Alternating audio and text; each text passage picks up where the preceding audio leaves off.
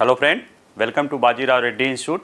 Today analysis के आज के अंक में हम 17 अक्टूबर 2024 के 3 प्रमुख समाचारों को देखेंगे, जिसमें से पहला समाचार ये है कि अभी आप लोगों ने देखा होगा, जा पता ही होगा कि 15 और 16 को एससीओ के शासनाध्यक्षों का सम्मेलन जो है पाकिस्तान के इस्लामाबाद में हुआ था। उसमें भारत की तरफ से भारत के विदेश मंत्री गए थे और इस मंच से जो है भारत के विदेश मंत्री ने बगैर पाकिस्तान और चीन का नाम लेते हुए एससीओ चार्टर के आधार पर एससीओ चार्टर का उल्लेख करके उन्हें आईना दिखाया है। देखिए, एससीओ का चार्टर जो कहता है कि यहाँ पे द्विपक्षीय मुद्दे नहीं उठाए जा सकते हैं, तो ऐसे में किसी का नाम नहीं लिया, लेकिन पाकिस्तान और चीन को एससीओ चार्टर का ही हवाला देते हुए कि जिस संगठन में आप आए हो, जिसकी एक अध्यक्षता कर रहा है और दूसरा चाह रहा है इसे प्रमुख रूप से आगे बढ़ाना, यानी चीन चाह रहा प्रमुख रूप से आगे बढ़ाना और पाकिस्तान की अध्यक्षता थी, उसको बताया कि तुम लोग जो है एससीओ चार्टर को ही फॉलो नहीं कर रहे हो। ठीक है, तो इसको हम समझेंगे।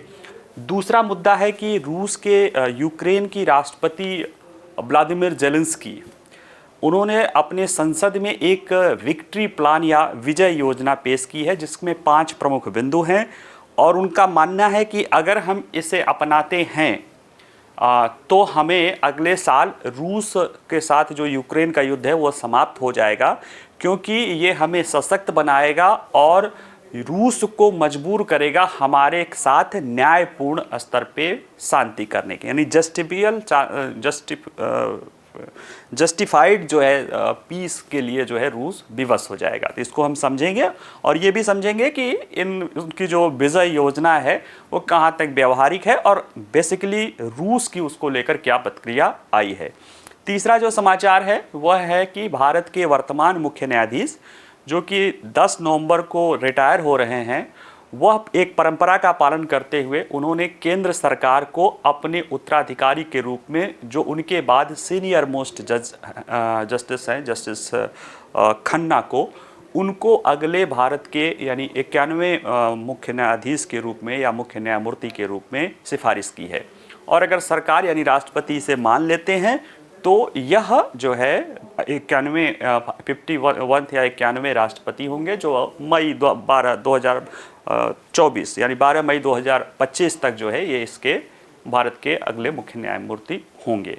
और अमूमन आमतौर पे परंपरा पे इसे स्वीकार किया जाता रहा, लेकिन इसके कुछ अपवाद भी रहे हैं, तो उनको भी गंभीरता से देखेंगे और फिर इसी के आधार पे जो 5 प्रश्न हैं उनको हम देखने की कोशिश करेंगे। देखिए, ये भारत के विदेश मंत्री और पाकिस्तान के प्रधानमंत्री की हैंड शेकिंग है और दिख रहा है कि पाकिस्तान के प्रधानमंत्री कितने खुश हैं भारत के विदेश मंत्री से मिलके। हाँ, हालांकि ये देखा जाए तो पिछले 9 सालों में किसी भी भारतीय विदेश मंत्री की पहली जो है पाकिस्तान की यात्रा है। हालांकि ये पाकिस्तान की यात्रा द्विपक्षीय मीटिंग के लिए हुई है। एससीओ का जो है, जो संघाई कोऑपरेशन ऑर्गेनाइजेशन एक संगठन है, उसका भारत और पाकिस्तान दोनों सदस्य हैं और उसका शासनाध्यक्षों का हेड ऑफ गवर्नमेंट की जो लीडरशिप समिट है वो पाकिस्तान में ऑर्गेनाइज की गई थी, जिसमें देखा जाए तो उसने पाकिस्तान ने प्रधानमंत्री को जो है बुलाया था, लेकिन भारत की तरफ से प्रधानमंत्री की जगह विदेश मंत्री जी गए थे।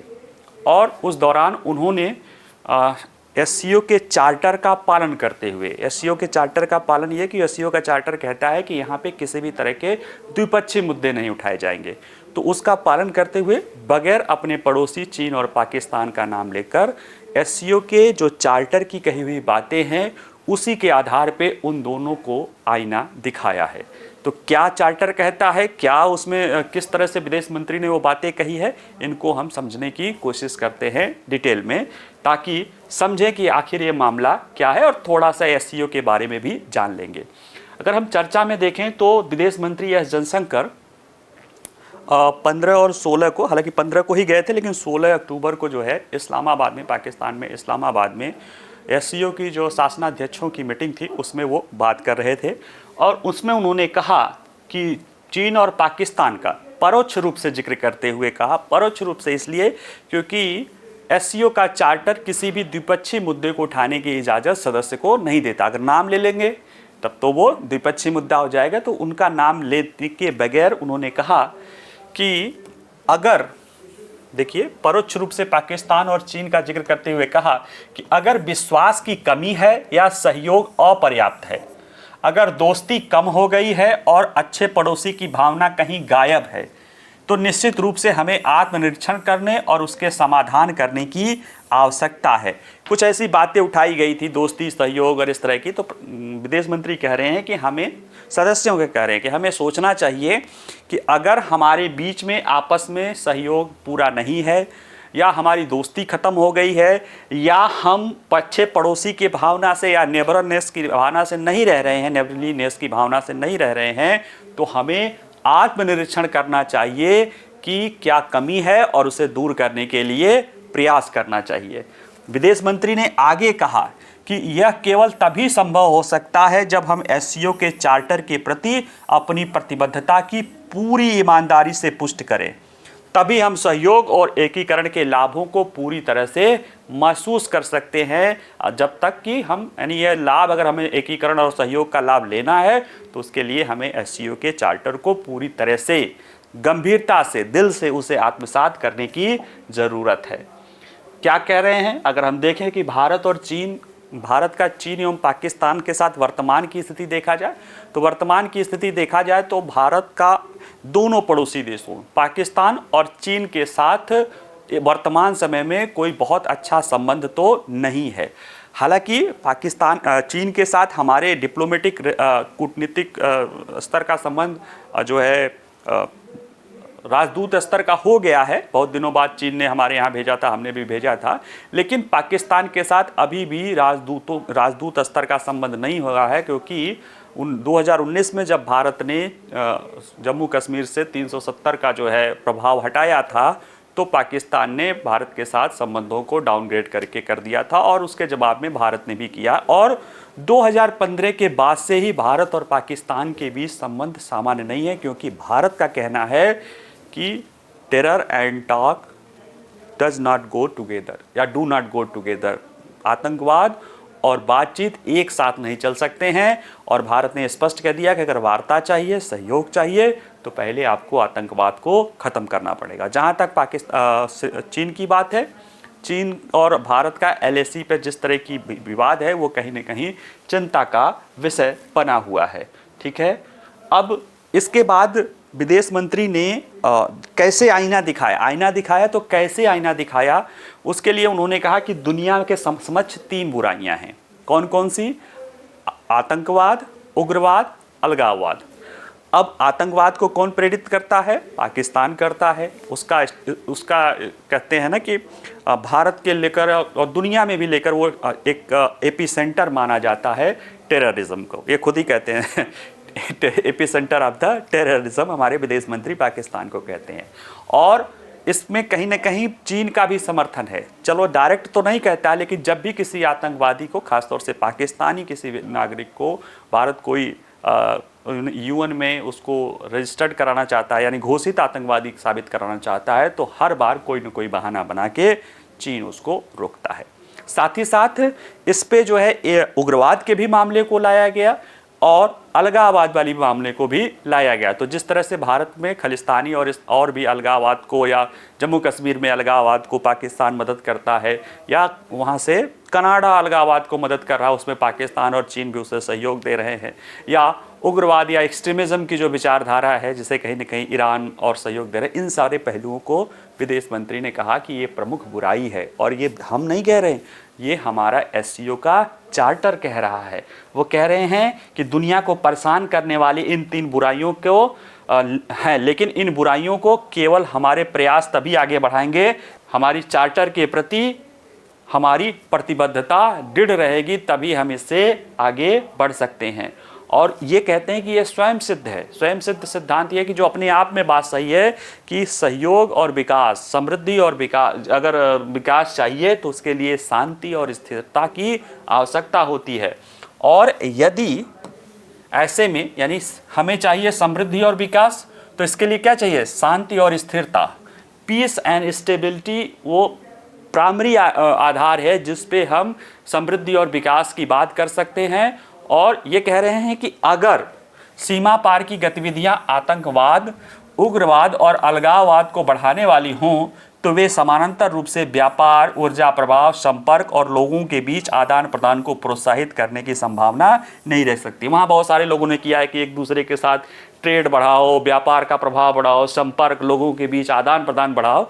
तो विदेश मंत्री ने कहा कि ये तब तक नहीं हो सकता है जब तक कि देशों की सीमा पार की जो पॉलिसी है वो क्या है, आतंकवाद, उग्रवाद और अलगाववाद को बढ़ाने की। यानी एक देश दूसरे देश में आतंकवाद, उग्रवाद और अलगाववाद को बढ़ाता रहे, ये अप्रोच लेके चलता रहे, और फिर उसके साथ ये सहयोग भी हो, ऐसा नहीं हो सकता है, क्योंकि सहयोग के लिए आवश्यक है कि इन बुराइयों से ऊपर उठा जाए। और एक मुद्दा उठा था, क्योंकि बहुध्रुवी विश्व में जो है वैश्वीकरण का, कि इसे जो है एससीओ को चीन एक पश्चिम के विकल्प के रूप में तलाश रहा है। तो उसको भारत का कहना है कि दुनिया ये हमें स्वीकार कर लेना चाहिए कि वैश्वीकरण के इस परिदृश्य में दुनिया बहुध्रुवी है, और बहुध्रुवी दुनिया और वैश्वीकरण दोनों सच्चाई है, और दोनों के कुछ न कुछ फायदे हैं। देखिए, हम सभी जानते हैं कि दुनिया बहुध्रुवता की ओर बढ़ रही है। वैश्वीकरण और पुनर्संतुलन ऐसी वास्तविकताएं हैं जिन्हें नकारा नहीं जा सकता। ऐसे में व्यापार, निवेश, संपर्क, ऊर्जा प्रवाह और सहयोग के अन्य रूपों के संदर्भ में कई अवसर हमें इससे मिलेंगे। वो कह रहे हैं अगर हम आपसी सहयोग करें तो आप इससे अंदाजा नहीं लगा सकते हैं कि इसका कितना फायदा इस क्षेत्र को होगा। लेकिन उसके लिए जरूरी क्या है कि देश एक दूसरे के अपने सीमा पार जो उनकी पॉलिसी है उसमें आतंकवाद, उग्रवाद और अलगाववाद नहीं होना चाहिए। और ये बातें किसके लिए कह रहे थे? ये बातें वो कह रहे थे पाकिस्तान के लिए, चीन के लिए। खास तौर से पाकिस्तान में बैठकर पाकिस्तान को बिना नाम लिए उसके कपड़े उतार रहे थे भारत के विदेश मंत्री। बहुत ही स्पष्ट और बहुत अपने मजा जो अंदाज है ना, कि इंटेलेक्चुअल वाला जो अंदाज है, उस तरह से वो कह रहे थे, और उसके लिए पाकिस्तान कुछ कह भी नहीं पा रहा था। और साथ ही साथ इसमें इस संगठन के दौरान, बैठक के दौरान भारत के विदेश मंत्री ने कहा कि वर्तमान समय वैश्विक मामलों के लिए कठिन दौर चल रहा है। क्या क्या है? दो प्रमुख संघर्ष हैं चुनौतियों के रूप में देखा जाए। एक है इजराइल का हमास, हिजबुल्लाह और ईरान का इजराइल के साथ संपर्क। उन्होंने तीनों का नाम लिया। बैठा था वहाँ पे ईरान भी, बता ये नहीं कि हमास इजराइल ना, उसको पूरे सही परिप्रेक्ष्य में बताया कि हमास, हिजबुल्लाह और ईरान के साथ इजराइल का संघर्ष। दूसरा है यूरोप में यूक्रेन और रूस का संघर्ष।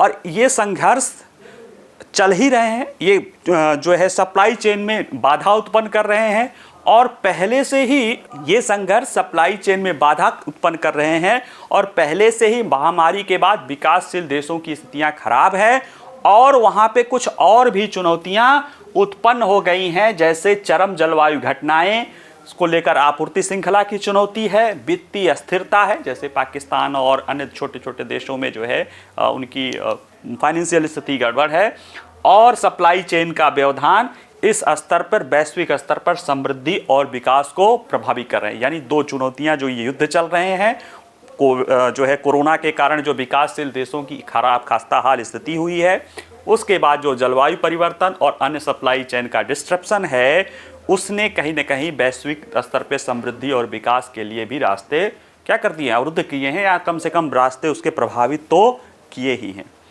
इसके अतिरिक्त उन्होंने कहा कि जो एससीओ है वो इन चुनौतियों का जवाब कैसे दे सकता है। चुनौतियां तो हैं, लेकिन इन चुनौतियों का जवाब एससीओ कैसे दे सकता है।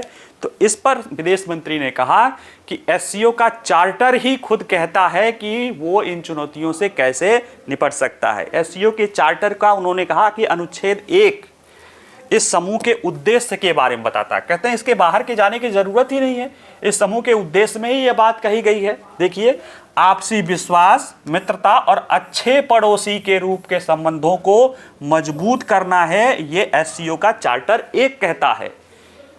अच्छे पड़ोसी के संबंध मजबूत करना है, किस आधार पे? आपसी विश्वास और मित्रता। याद करिए, अभी कुछ देर पहले हमने इसी में देख रहे थे कि वो कह रहे थे कि अगर हम अच्छे पड़ोसी नहीं है, अच्छे मित्र नहीं है, तो हमें इंट्रोस्पेक्ट करना पड़ेगा कि ऐसा क्यों है, और उसको दूर करने का हमें कारण ढूंढना पड़ेगा। दूसरा है बहुआयामी सहयोग को विकसित करना, खासतौर से क्षेत्रीय प्रकृति। जो अभी देखा ना कि वैश्वीकरण और मल्टीपोलर अप्रोच जो है बहुध्रुवीय, उसी की बात ये कह रहा। साथ ही में इस समूह का लक्ष्य संतुलित विकास, एकीकरण और संघर्ष की रोकथाम के मामले में एक सकारात्मक शक्ति बनना भी है। तो ये इस एससीओ का उद्देश्य है जो इसको दूर कर सकता है। ठीक है, तो ऐसे में देखिए एससीओ के चार्टर का ही हवाला देते हुए विदेश मंत्री ने बगैर उसके एक अन्य चार्टर, कौन सा है कि यहाँ पे द्विपक्षीय मुद्दों को नहीं उठाया जा सकता है। इसी के कारण भारत और पाकिस्तान भी इस एससीओ के मुद्दों पर भी अपनी बातें, क्योंकि वहाँ पे व्यक्तिगत मुद्दे नहीं उठाए जाते हैं। ठीक है, एक द्विपक्षीय मुद्दे नहीं उठाए जा सकते, तो बिना उनका नाम लेते हुए भी चीन और पाकिस्तान को और पूरे दुनिया को वो स्पष्ट संदेश दे दिया जो वो देना चाहते थे। ठीक है, एससीओ के बारे में थोड़ा सा जान ले तो देखिए एससीओ जो है शंघाई कोऑपरेशन ऑर्गेनाइजेशन, शंघाई जैसे आपको पता है कि चीन का एक प्रमुख और एक कह सकते हो कि जैसे हमारे यहाँ मुंबई है वैसे वहाँ पे शंघाई है, एक बड़ा औद्योगिक क्षेत्र है। 1996 में इस अगर एससीओ का भले तो 2001 में एससीओ एक नाम से शंघाई कोऑपरेशन ऑर्गेनाइजेशन के नाम से उसका गठन हुआ है, लेकिन इसकी जड़ें जो है 1996 में शंघाई 5 के नाम से जाती है। शंघाई 5 में रूस, चीन और उस मध्य पूर्व के क्षेत्र के 3 और देश थे, जिसमें कजाकिस्तान, किर्गिस्तान और तजाकिस्तान था। और इसकी स्थापना क्यों हुई थी? क्योंकि 91 में सोवियत संघ का विघटन हो गया था। सोवियत संघ के विघटन के बाद कुछ 18-19 देश अलग अलग हुए और वहाँ पे धार्मिक और अन्य संदर्भों में हिंसा और कह सकते हो कि आतंकवाद, उग्रवाद, कट्टरवाद वाली स्थिति हुई थी। क्योंकि जब कोई शक्ति किसी बड़े शक्ति से फ्री होती है तो वहाँ पे लॉलेसनेस की स्थिति काफ़ी समय तक रहती है। तो उसके कारण ये चुनौतियां उत्पन्न थी, वो सभी देशों को लग रहा था। तो ऐसे में उसको दूर करने के लिए शंघाई 5 के नाम से गठन हुआ। बाद में 2001 में इन्हीं उद्देश्यों को लेते हुए 15 जून 2001 को शंघाई में एक अंतर्राष्ट्रीय संगठन शंघाई कोऑपरेशन ऑर्गेनाइजेशन का जो है गठन होता है और इसमें एक और सदस्य शामिल हो जाता है, उज्बेकिस्तान। तो शंघाई 5 में जब उज्बेकिस्तान शामिल हो जाता है तो उसका नाम शंघाई कोऑपरेशन ऑर्गेनाइजेशन हो जाता है। और 2001 के बाद 16 सालों तक इसमें कोई विस्तार नहीं होता है। 2017 में एससीओ का पहला विस्तार होता है और इसमें 2 सदस्य देश शामिल किए जाते हैं। भारत, रूस भारत को कराता है और चीन जो है भारत को काउंटर करने के लिए पाकिस्तान को, रूस भारत को लाना चाहता था लेकिन चीन जो है भारत को काउंटर करने के लिए वो इसी पर सहमत हुआ कि हमें पाकिस्तान को भी लाना है। और उसके बाद 2023 में इसमें ईरान जुड़ता है और 2024 में इस साल बेलारूस को इसमें इसका सदस्य बनाया जाता है। और इस तरह से इसकी सदस्य संख्या 10 है, 10 सदस्य देश हैं। 2 इसके डायलॉग पार्टनर हैं, मंगोलिया और अफगानिस्तान, और दो लोग इसके ऑब्जर्वर हैं, नहीं हाँ डायलॉग पार्टनर हैं और बाकी 1-2 लोग ऐसे ही उसमें शामिल हैं। तो अगर देखा जाए शंघाई सहयोग संगठन के बारे में देखा जाए अगर थोड़ा सा, तो ये यूरेशिया का यूरोप और एशिया को मिला के सबसे बड़ा संगठन है। ये धरती के पूरी क्षेत्रफल का 1/4 क्षेत्रफल, पूरी जनसंख्या का 40% जनसंख्या और वैश्विक जो है सकल घरेलू उत्पाद का 1/3 जो है, या आप कह सकते हो कि हाँ 1/3 से अधिक, लगभग 35% के आसपास जो है जीडीपी को भी ये धारण करते हैं। ठीक है, तो ऐसे में ये इसका महत्व हुआ। और देखा जाए तो अगर इसकी और डिटेल में शंघाई सहयोग संगठन का है तो पीछे जाके जो है आप वीडियोस में देखेंगे तो उसमें पूरा डिटेल में समझाया कि भारत को एससीओ क्यों चाहिए, एससीओ को भारत क्यों चाहिए, एससीओ में क्या क्या चुनौतियां हैं, वो सारी चीज़ें बता दी गई। यहाँ पे हमने सिर्फ विदेश मंत्री के वक्तव्य कि कैसे उन्होंने एससीओ चार्टर का हवाला देते हुए पाकिस्तान और चीन को मैसेज देने की कोशिश की है वो हमने बताया है इसमें। ठीक है, इसमें जैसे और भी बातें कही थी कि सीपेक में हमारे टेरिटोरियल इंटीग्रिटी का आप सम्मान करने की बात करते हैं और हमारा वो POG हमारा है और उसमें से आप सीपेक चला रहे हैं, तो ये सारी चीज़ें इन्होंने कही है। ठीक है, चलिए अगला देखते हैं। अगला है ये यूक्रेन के राष्ट्रपति व्लादिमीर जेलेंस्की हैं। ये जो है वहाँ की संसद में एक विक्ट्री प्लान पेश कर रहे थे, जिनका मानना है कि अगर इसको अपना लिया जाता है और सहयोगी देशों का इनको सहयोग मिल जाता है, सहयोगी देश इसको स्वीकार कर लेते हैं, तो अगले साल हम रूस के साथ अपने युद्ध को न्यायपूर्ण शांति की तरह समाप्त कर सकते हैं। और इसमें इन्होंने 5 प्रमुख बिंदु बताए हैं जिसको हम समझने की कोशिश करेंगे, जिसमें से अगर देखा जाए तो पहले है कि इनको नाटो की तरफ से आमंत्रण मिले, इन्हें इनके यहाँ पे जो है जो हथियार मिल रहे हैं वो और ताकतवर मिले और उनके इस्तेमाल करने पे जो रोक है वो समाप्त हो जाए। इनके यूक्रेन की सीमा में गैर परमाणुवी यानी नॉन न्यूक्लियर जो है स्ट्रेटेजिक पैकेज स्थापित हो, जिससे रूस डरे और हम पे हमला करने से बचे। आर्थिक रूप से इसे सशक्त करने की बात की जा रही है। और उन्होंने ये भी कहा कि युद्ध उपरांत जो है यूक्रेन जो है यूरोप की सुरक्षा में भी मददगार हो सकता है। जहाँ तक रूस की प्रतिक्रिया की बात है, रूस के प्रवक्ता ने कहा, विदेश मंत्रालय के प्रवक्ता ने कहा कि अगर इसको सहयोगी देश मानते हैं तो ये रूस नाटो देश सीधे सीधे रूस के साथ टकराहट करेंगे, जो कि नाटो के लिए और दुनिया के लिए भी अच्छा नहीं होगा। क्योंकि इसी तरह की बात 1 महीना पहले रूस के राष्ट्रपति ने चेतावनी दे दी थी कि अगर हमारी एक रेड लाइन है उसको अगर नापने उसको क्रॉस किया गया तो हम अनिर्दिष्ट उपायों के जरिए, अब वो नाम नहीं ले रहे हैं कि न्यूक्लियर आदि उपायों की, अनिर्दिष्ट उपायों के जरिए हम इसका जवाब देंगे। ठीक है, आइए जरा जल्दी जल्दी देखते हैं। परिचय के रूप में देखें तो यूक्रेनी राष्ट्रपति व्लादिमीर जेलेंस्की ने 16 अक्टूबर को यूक्रेनी संसद में अपनी एक विजय योजना या विक्ट्री प्लान दी। इसका उद्देश्य है कि रूस के साथ युद्ध में अपने सहयोगियों से सहायता लेना है और इनकी गारंटी के माध्यम से न्यायपूर्ण शांति की तलाश करना है। ठीक है, रूस पे जीत नहीं है, लेकिन हाँ ये है कि न्यायपूर्ण शांति हो सके। और इस विजय योजना में 5 मुख्य बिंदु हैं और 3 गुप्त अनुलग्न हैं, जिसकी बात नहीं, लेकिन मेन है कि 5 पॉइंट उसने बताया है जिसके तहत वो क्या करना चाहता है कि न्यायपूर्ण शांति चाहता है। जेलेंस्की का कहना है कि यूक्रेन की विजय योजना हमारे राज्य को मजबूत करने, हमारी स्थिति को मजबूत करने की योजना है और अगर अभी से हम जीत के इस ठोस योजना के साथ आगे बढ़ते हैं तो अगले साल के अंत तक हमारा रूस के साथ युद्ध समाप्त हो सकता है।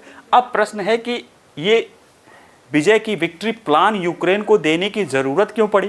देखिए, यूक्रेन के राष्ट्रपति को भी अब लगने लगा है कि दुनिया जो है बहुत समय तक उनके इस रूस युद्ध यूक्रेन युद्ध में खासतौर से पश्चिमी देश उनके साथ खड़े नहीं रहेंगे। क्यों? एक तो रूस धीरे धीरे ही, बहुत तेज गति से नहीं लेकिन धीरे वो प्रगति कर रहा है, वो आगे ही बढ़ता जा रहा है, उसमें रुकने की कोई स्थिति नहीं दिखाई दे रही है। दूसरे बात, जो रूस अब यूक्रेन अभी तक रूस को सस्टेन करने में या उसको बहुत तेजी से आगे बढ़ने में प्रभावी रहा है, उसमें यह है कि पश्चिमी देशों खासतौर से अमेरिका का बहुत ज़्यादा उसे सहयोग मिलता था और खासतौर से जो है प्रेसिडेंट जो बिडेन का व्यक्तिगत रूप से बहुत ज़्यादा सहयोग मिलता है। उसके पीछे की कहानी कुछ और है। अभी होने वाला है चुनाव 1 महीने में, और 1 महीने में चुनाव होने वाला है, उसमें भी अगर डेमोक्रेट ही जीतते हैं, चलो जो जिस पार्टी के जो बिडेन हैं, तो कमला हैरिस का शायद उतना सहयोग मिले जितना जो बिडेन का मिल रहा था। एक प्रश्न है। और अगर ट्रंप जीत जाते हैं तो ट्रंप ने तो कहा कि हम जीतते ही 2 दिन में जो है लड़ाई खत्म कर देंगे। कैसे खत्म कर देंगे? हम जो है यूक्रेन को मदद देना वो बंद कर देंगे तो अपने आप खत्म हो जाएगा।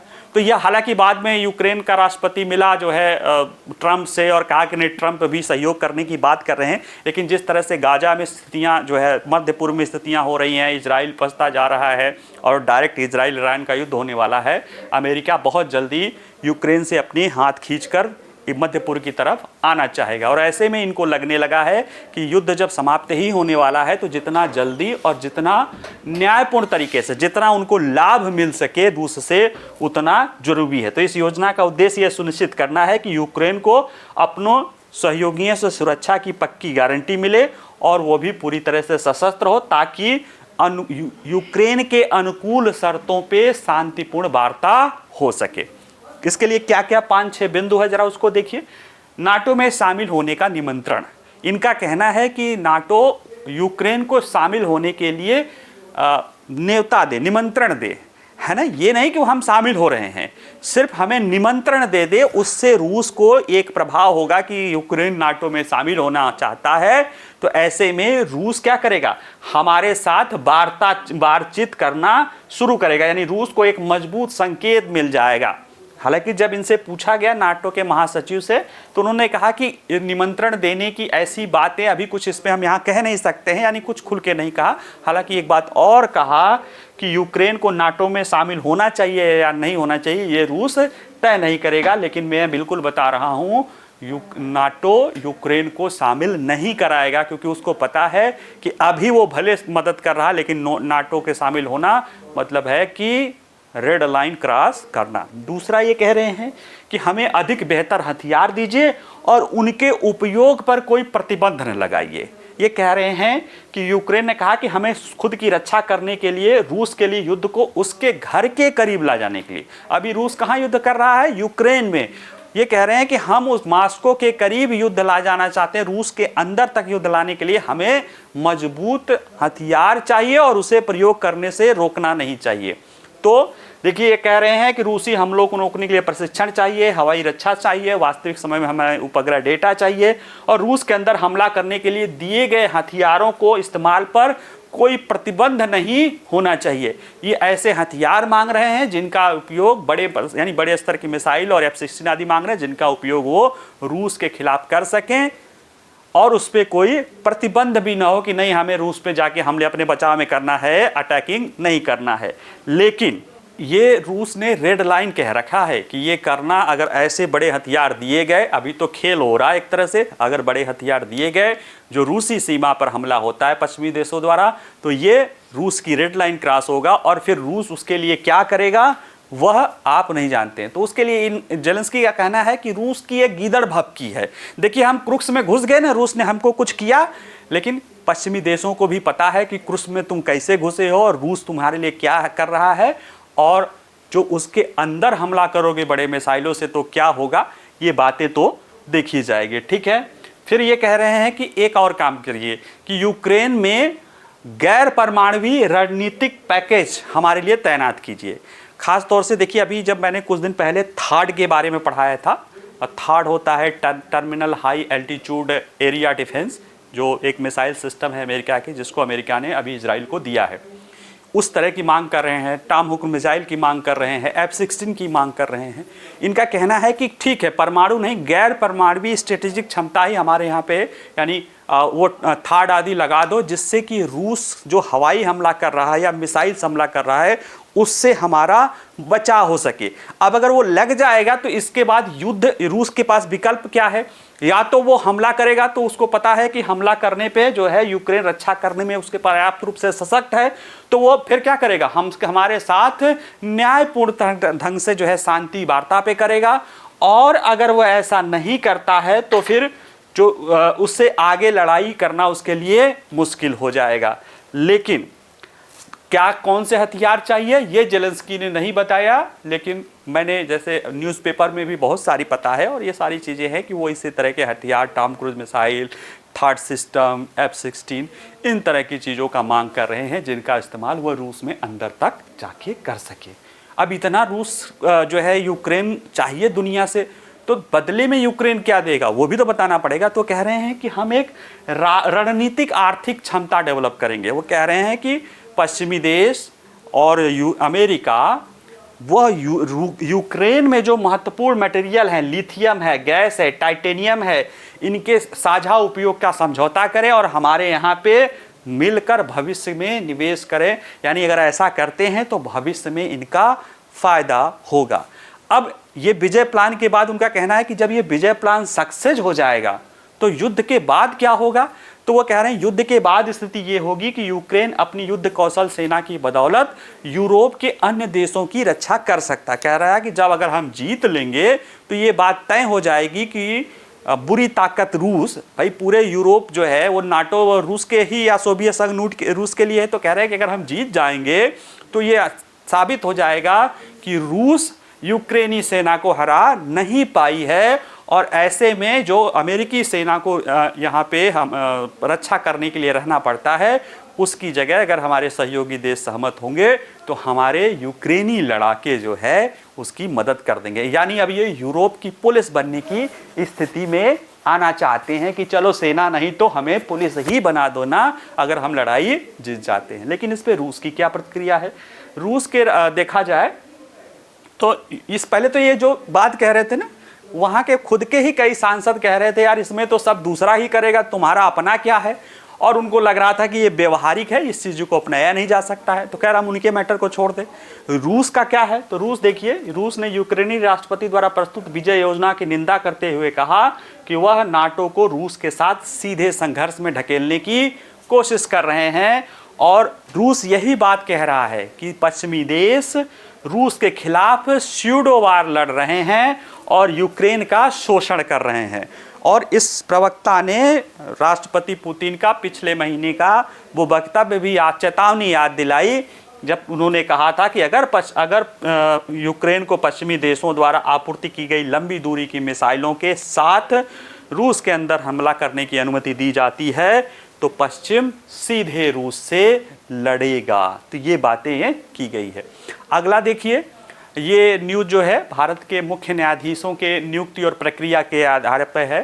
देखिए ये भारत के 50वें या वर्तमान मुख्य न्यायाधीश हैं। मुख्य न्यायमूर्ति, चीफ जस्टिस ऑफ इंडिया, मुख्य न्यायाधीश जो भी कहें, लेकिन वो सब भारत के होते हैं, सर्वोच्च न्यायालय के नहीं कहे जाते होते हैं। सर्वोच्च न्यायालय में चीफ होते हैं लेकिन वो पूरे भारत के मुख्य न्यायाधीश कहे जाते हैं। ये हैं। और दूसरे हैं ये सीनियर मोस्ट जज, इनके बाद जस्ट दूसरे स्थान पे आने वाले जस्टिस खन्ना, ये इन्होंने इनके नाम का प्रस्ताव जो है भारत सरकार को कहा है। क्यों कहा है? क्योंकि ये परंपरा है संविधान के अनुच्छेदों के तहत जो है, संविधान के अनुच्छेद 124(2) के तहत जो भारत के मुख्य न्यायाधीश हैं और उनकी नियुक्ति जो है राष्ट्रपति द्वारा की जाती है। और अन्य न्यायाधीशों की नियुक्ति की जाती है लेकिन उनके सलाह के लिए चीफ जस्टिस की सलाह ली जाती है और बाद में वो जजेस के जो नियम है उसके अनुसार वो कोलिजियम से आता है। लेकिन मुख्य न्यायमूर्ति के लिए क्या होता है कि वो राष्ट्रपति द्वारा की जाती है। और उसके लिए जो प्रक्रिया है नियुक्ति की, उसमें ये कहा गया है कि जो वर्तमान मुख्य न्यायाधीश रहते हैं, जब वो रिटायर होने वाले होते हैं उसके लगभग 1 महीना पहले उनके द्वारा अपने उत्तराधिकारी जो कि सेकंड सीनियर मतलब उनके जस्ट बाद सीनियर मोस्ट जो जज होता है उसके नाम की सिफारिश की जाती है कानून मंत्रालय को। और उसके बाद कानून मंत्रालय उसे प्रधानमंत्री के जरिए वो राष्ट्रपति तक जाता है और आमतौर पर राष्ट्रपति उसे स्वीकृति दे देते हैं। अब तक 2 बार ऐसा हुआ है जो इस प्रक्रिया को बदला गया। हालांकि ये भी कहा गया है कि अगर दूसरे नंबर के जज में चीफ जस्टिस बनने की क्षमता नहीं हो तो फिर आर्टिकल 142 के तहत जो कोलिजियम वाली व्यवस्था है कि फिर बाकी के अन्य जजों के साथ परामर्श करके वो चीज़ें की जानी चाहिए। आइए जरा देखते हैं चर्चा में। तो देख लीजिए, भारत के मुख्य न्यायाधीश जस्टिस DY चंद्रचूड़ ने केंद्रीय कानून मंत्रालय को पत्र लिखकर सुप्रीम कोर्ट के दूसरे सबसे वरिष्ठ न्यायाधीश न्यायमूर्ति संजीव खन्ना को अपना उत्तराधिकारी नामित किया है। और ये सरकार की मंजूरी मिल जाएगी तो भारत के 51 यानी 91 मुख्य न्यायाधीश होंगे और जो 13 मई 2025 तक सेवानिवृत्त होने यानी लगभग 6 महीने तक का उनका कार्यकाल होगा। 13 मई 2025 को ये 65 साल के हो जाएंगे। ठीक है, ये परंपरा है। ये जो पत्र लिखा गया है एक परंपरा चली आती है। परंपरा में वही बने जैसे बताया कि अभी कोई जो राष्ट्रपति chief justice of India retire होने वाला होता है तो वह रिटायरमेंट के 1 महीने के पहले लगभग जो है 1 महीने पहले अपने उत्तराधिकारी की नाम की जो है रिकमेंडेशन वो भारत सरकार को करता है, राष्ट्रपति को करता है भारत सरकार के जरिए राष्ट्रपति को जाता है और आमतौर पर जो है केंद्र सरकार द्वारा उसे अनुमोदित कर दिया जाता है और राष्ट्रपति द्वारा उसे नामित कर दिया जाता है। अगर देखें कि भारत के संविधान में मुख्य न्यायाधीश के पद की बात करें, उनको लेकर देखें तो देखिए भारत के मुख्य न्यायाधीश की जो नियुक्ति होती है वो संविधान के अनुच्छेद 124(2) के तहत राष्ट्रपति द्वारा की जाती है। भारत के मुख्य न्यायाधीश की भी और अन्य न्यायाधीशों की भी नियुक्ति की प्रक्रिया इसी 24(2) में ही कही जाती है और राष्ट्रपति द्वारा की जाती है। अन्य न्यायाधीशों के लिए ये होता है कि चीफ जस्टिस से परामर्श लिया जाता है और चीफ जस्टिस ऑफ इंडिया से परामर्श लिया जाता है और चीफ जस्टिस ऑफ इंडिया से परामर्श लेने का अर्थ है जो कि फर्स्ट जजेस, सेकंड जजेस और थर्ड जजेस के संविधान पे पीठ ने अपना फैसला सुनाया है कि चीफ जस्टिस का फैसला मतलब रिकमेंडेशन मतलब उनके और 4 और सीनियर मोस्ट जजों का रिकमेंडेशन होता है सुप्रीम कोर्ट के अन्य न्यायाधीशों के लिए। अब चूंकि चीफ जस्टिस का ही है तो चीफ जस्टिस से, तो इसमें सिर्फ चीफ जस्टिस से कहा जाता है। तो चीफ जस्टिस से ये जो प्रक्रिया बनी है कि वो अपने बाद का जो जस्ट व्यक्ति होता है उसे भारत के मुख्य न्यायमूर्ति के रूप में जो है वो करते हैं। ठीक है, अभी इसमें अगर देखा जाए तो ये भारत का संविधान भारत के राष्ट्रपति को परामर्श से अगले मुख्य न्यायाधीश को नियुक्त करने की शक्ति देता है। भारत का मुख्य न्यायाधीश, देखिए इसे भले वो सुप्रीम कोर्ट के चीफ के रूप में काम करे, लेकिन वो चीफ जस्टिस ऑफ इंडिया कहलाते हैं, भारत के मुख्य न्यायाधीश कहलाते हैं, क्योंकि वह सर्वोच्च न्यायालय के तो प्रमुख होते ही हैं, वह समस्त न्यायिक तंत्र है। भारत में न्यायिक तंत्र क्या है? एकात्मक है। तो वो जो समस्त एकात्मिक न्यायिक तंत्र है उसके शीर्ष पर वो बैठते हैं, इसलिए वो भारत के मुख्य न्यायाधीश कहलाते हैं, न कि सुप्रीम कोर्ट के मुख्य न्यायाधीश। हाँ, अलग अलग राज्यों के जो हाई कोर्ट के चीफ जस्टिस होते हैं उन्हें उन राज्यों के उन उच्च न्यायालयों के न्यायाधीश मुख्य न्यायाधीश कहा जाता है, लेकिन जो सुप्रीम कोर्ट के चीफ जस्टिस होते हैं उन्हें भारत का चीफ जस्टिस या चीफ जस्टिस ऑफ इंडिया कहा जाता है।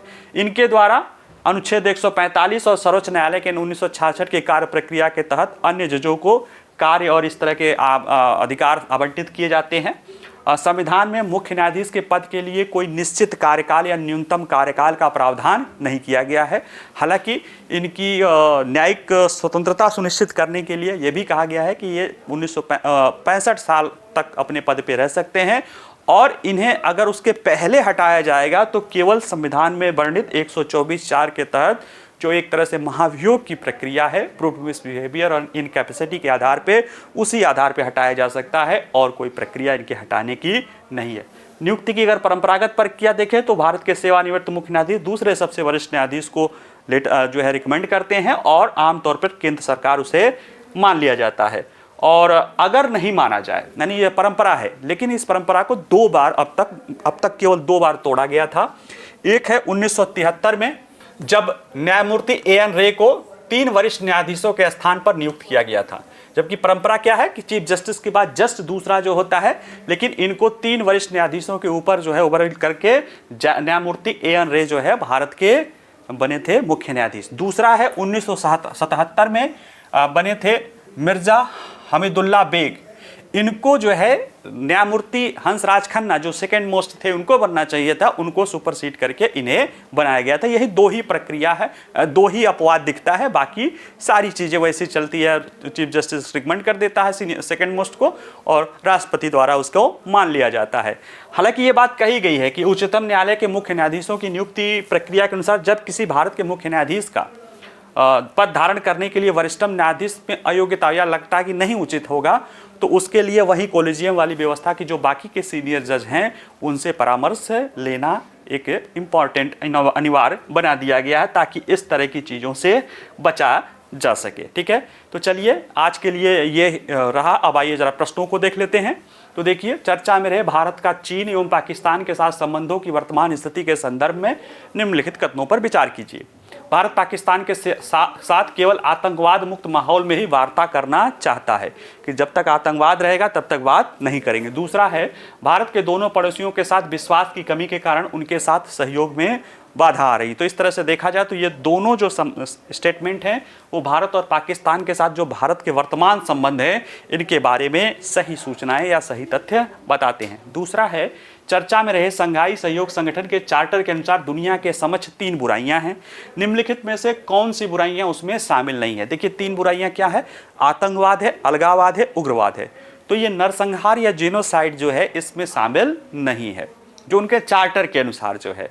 तीसरा है, हाल ही में चर्चा में रहे रूस यूक्रेन युद्ध समाप्त करने में सक्षम यूक्रेन के राष्ट्रपति की विजय योजना के संदर्भ में निम्नलिखित कथनों पर विचार कीजिए। जो यूक्रेन के राष्ट्रपति की विजय योजना है उसके संदर्भ में ये बात कही जा रही है। इसमें यूक्रेन के नाटो में शामिल होने एवं यूक्रेन में परमाणु रणनीतिक निवारक पैकेज की तैनाती आदि क्रांतिकारी पहल शामिल है? नहीं, इसमें नाटो का केवल निमंत्रण की बात की गई है, और जो निवारक पैकेज होगा वो नॉन न्यूक्लियर की बात है।